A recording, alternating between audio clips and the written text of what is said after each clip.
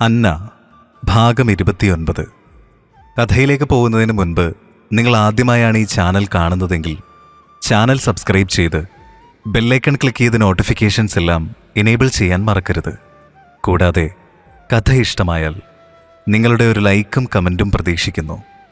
ഇനി നമുക്ക് കഥയിലേക്ക് പോകാം.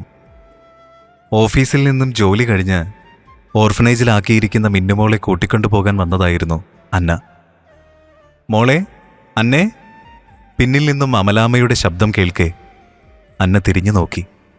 ചുണ്ടിലൊരു പുഞ്ചിരി വിടർത്തിക്കൊണ്ട് കയ്യിലൊരു ഫയലും പിടിച്ച് അവരവൾക്കരികിലേക്ക് നടന്നു വരികയായിരുന്നു.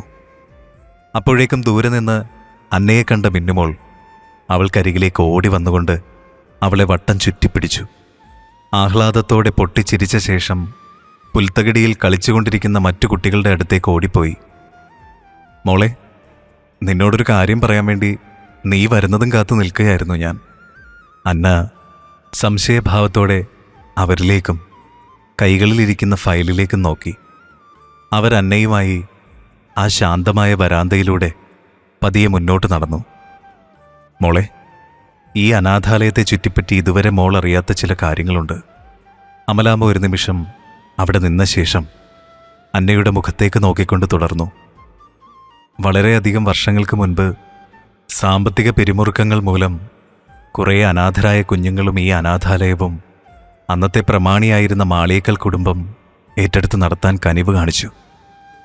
അവരാണ് മോളെ ഈ അനാഥാലയങ്ങളുടെ എല്ലാം ഏക ആശ്രയം. ആ കുടുംബത്തിൻ്റെ ഒരൊറ്റ കനിവ് കൊണ്ടാണ് മോൾ ഉൾപ്പെടെ ഇവിടെ വളർന്ന ഓരോ കുഞ്ഞുങ്ങളുടെയും ഊർജത്തിൻ്റെ ഉറവിടം. മോൾ ഈ ഫയലിലുള്ള പേപ്പറുകൾ വായിച്ചു നോക്കണം.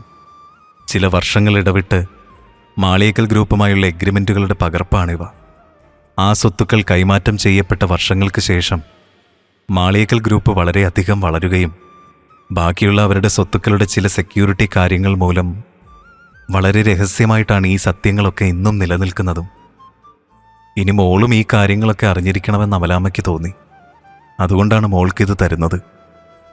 ചിലപ്പോൾ എൻ്റെ മരണശേഷം ഈ കുഞ്ഞുങ്ങൾക്കൊരു തണലാകാൻ മോൾക്ക് സാധിച്ചാലോ?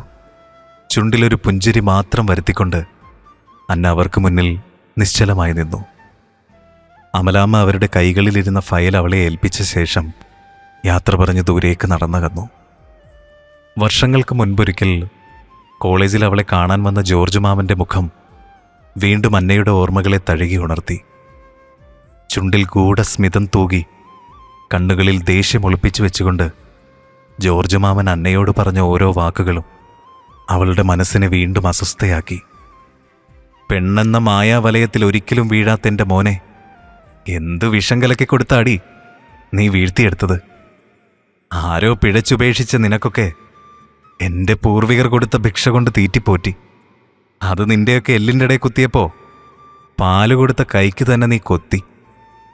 തൊലിവെളുപ്പ് കാട്ടി എൻ്റെ മകൻ്റെ തോളിൽ നീ തൂങ്ങി.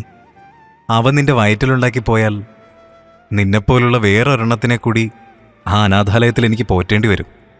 നീ കലക്കിക്കൊടുത്ത കൂടോത്രത്തിൽ മയങ്ങി എനിക്കുള്ള ഏക ആൺതരി ഭ്രാന്ത് പിടിച്ച് നടക്കുക. നിന്നെപ്പോലൊരു തെരുവിൻ്റെ സന്തതിക്ക് വിട്ടുകൊടുക്കാനല്ല ഞാൻ അവനു വേണ്ടി ഇതെല്ലാം സമ്പാദിക്കുന്നത്. ഒരുപാട് നാറിയ കളികൾ കളിച്ചിട്ട് തന്നെയാണ് ഞാൻ ഇവിടെ വരെ എത്തിയത്. മുള്ളിനെ മുള്ളുകൊണ്ട് തന്നെ എടുത്താൽ എനിക്ക് ശീലം. ഞാൻ പറയും, നീ അത് ചെയ്യും. ഇനി അതൊന്നും അല്ലെങ്കിൽ നീയും നിന്റെ ആ കൂടെയുള്ള വഴിപഴച്ചുണ്ടായ ബാക്കിയുള്ളതുങ്ങളെല്ലാം വന്നതുപോലെ തെരുവിലേക്ക് ഇറങ്ങും. തന്നതെല്ലാം ഞാനിങ്ങ് തിരിച്ചെടുക്കും എൻ്റെ മകനു വേണ്ടി. ചവിട്ടി അരക്കും നിന്നെ ഞാൻ. പിന്നെ നിന്നെപ്പറ്റി അറിഞ്ഞത് വെച്ച് നോക്കുമ്പോൾ നീ കൂടെയുള്ളവർക്ക് വേണ്ടി ജീവൻ വരെ കൊടുക്കുമെന്ന് ഞാൻ അറിഞ്ഞു. ഇപ്പം എനിക്ക് നിന്റെ ജീവൻ്റെ ആവശ്യമില്ല. പകരം എനിക്ക് എൻ്റെ ഫെലിക്സിനെ തിരികെ തന്നേക്കണം. ഇനിയുള്ള കാലം നിനക്കും നിന്റെ കൂടെയുള്ളവർക്കും സുഖമായി ആ അനാഥാലയത്തിൽ കഴിയാം. ഇത് നീ ചെയ്തേ പറ്റൂ അന്നമോളെ. അന്ന് നെഞ്ചു കുത്തി തുളയ്ക്കുന്ന വേദനയായിരുന്നു കോളേജ് മുറ്റത്ത് വെച്ച് ജോർജ് മാമൻ്റെ വാക്കുകൾ കേട്ടപ്പോൾ. ഒരു വശത്ത് പ്രണയവും മറുവശത്ത് അന്നയുൾപ്പെടെ പെരുവഴിയിലേക്ക് ഉപേക്ഷിക്കപ്പെട്ടേക്കാവുന്ന അനാഥ ബാല്യങ്ങളും. ഇവയ്ക്ക് നടുവിലായി മകനു വേണ്ടി തന്നെ കൊത്തിക്കീറാൻ ആകാശത്ത് ചിറകിട്ടടിച്ച് തനിക്ക് മുന്നിൽ വട്ടമിട്ട് പറക്കുന്ന ജോർജിൻ്റെ കഴുകൻ കണ്ണുകൾ. ഒരു കളിപ്പാട്ടത്തിന് വാശി പിടിക്കും പോലെ ഇഷ്ടപ്പെട്ടത് സ്വന്തമാക്കാനായി തനിക്കുമേൽ ക്രൂരതകൾ ചൊരിഞ്ഞുകൊണ്ട് അലീനയുടെ കുടില ബുദ്ധികൾ. ആ നിസ്സഹായ അവസ്ഥയിൽ അന്നയ്ക്ക് തൻ്റെ പ്രണയവും ഒഴുക്കിക്കളയേണ്ടി വന്നു. എല്ലാവരുടെയും നന്മയ്ക്ക് വേണ്ടി അവൾക്ക് ബലിയാടാകേണ്ടി വന്നു. നന്മയ്ക്ക് വേണ്ടി പോർക്കളത്തിൽ തിന്മയ്ക്ക് മുന്നിൽ തോറ്റുകൊടുത്തുകൊണ്ട് അവളുടെ പ്രണയത്തെ അവൾ ബലി കൊടുത്തു. അന്നയുടെ പ്രണയം അവളുടെ ജീവിതത്തെപ്പോലും തോൽപ്പിച്ചു കളഞ്ഞു. ഒരു പൂവിറുക്കുന്ന ലാഘവത്തോടെ അന്നയെ ഫെലിക്സിൽ നിന്നും പറിച്ചെറിയപ്പെട്ടപ്പോൾ തകർന്നടിഞ്ഞത് 2 ജീവിതങ്ങളായിരുന്നു. അടുത്ത ദിവസം ഫെലിക്സ് ഏൽപ്പിച്ച ജോലികൾ കുറച്ചുകൂടി കൃത്യത വരുത്തിയ ശേഷം ആ പേപ്പറുകളുമായി അവൻ്റെ ക്യാബിനിലേക്ക് വന്നതായിരുന്നു അന്ന. അനുവാദം ചോദിച്ച ശേഷം അവൾ അകത്തേക്ക് കയറി. മഞ്ഞ നിറത്തിൽ പൂക്കൾ പ്രിന്റ് ചെയ്ത ഒരു സാധാരണ കോട്ടൺ സാരിയായിരുന്നു അവൾ ധരിച്ചിരുന്നത്. ഒരു വേള ഫെലിക്സിന്റെ മേശയ്ക്ക് മുന്നിൽ കൈകളിൽ പേപ്പറും പിടിച്ചു നിൽക്കുന്ന അന്നയുടെ മുഖത്തേക്ക് ഫെലിക്സ് നോക്കി. ലോകേഷ് പറഞ്ഞ പോലെ അവളുടെ കണ്ണുകളിലെ വിഷാദഭാവം ഫെലിക്സ് ആദ്യമായി ശ്രദ്ധിച്ചു. അവൻ്റെ മുന്നിലായി നിൽക്കുമ്പോൾ അവൻ്റെ ഭാഗത്തുനിന്ന് ഏത് പ്രതികരണമാണ് വരുന്നതെന്നറിയില്ല. അതെല്ലാം പ്രതീക്ഷിച്ചായിരുന്നു അവൾ നിന്നിരുന്നത്. പക്ഷെ വർഷങ്ങൾക്ക് ശേഷം അവൻ്റെ കണ്ണുകളിൽ കണ്ട അലിവ് അന്ന ശ്രദ്ധിച്ചു. ഒന്നും പ്രതികരിക്കാതെ അന്ന കൊടുത്ത പേപ്പറുകൾ കൈനീട്ടി വാങ്ങിയ ശേഷം അത് തുറന്നുപോലും നോക്കാതെ തന്നെ അവൻ മേശയ്ക്ക് മുകളിൽ വെച്ചു. വീണ്ടും ഒന്നുകൂടി അനുവാദമെന്നോണം ഫെലിക്സിനെ നോക്കിക്കൊണ്ട് അന്ന പുറത്തേക്ക് നടന്നു. അന്ന, സൗമ്യമായി വിളിച്ചുകൊണ്ട് ഫെലിക്സ് കസേരയിൽ നിന്ന് എഴുന്നേറ്റു. വാതിലിനരികിലായി നിൽക്കുന്ന അന്നയ്ക്ക് സമീപത്തേക്ക് നടന്നു വന്നു. എനിക്ക് നിന്നോട് കുറച്ച് സംസാരിക്കാനുണ്ട്.